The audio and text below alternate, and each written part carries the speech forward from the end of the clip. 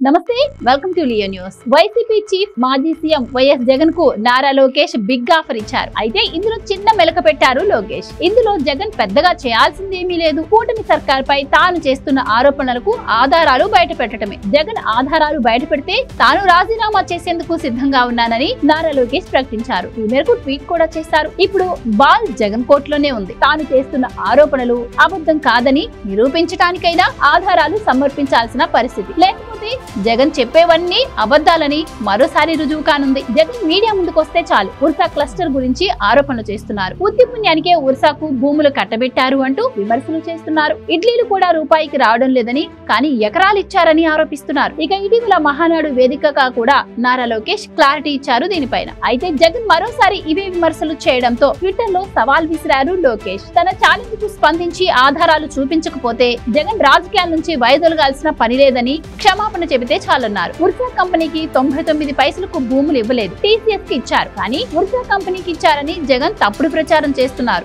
ఎకరా ₹1,00,00,000 చొప్పున 3.5 ఎకరాలు, ఎకరా 50 లక్షల రూపాయల చొప్పున 56.5 ఎకరాల భూమిని కేటాయించారు. జీవోల్లో ఆదేశాల్లో అదే స్పష్టంగా ఉంది కూడా. కానీ జగన్ మాత్రం తనకు అలవాటైన రీతిలో ఏ మాత్రం సిగ్గుపడకుండా తన ఫేక్ రాజకీయం కొనసాగించేస్తున్నారు.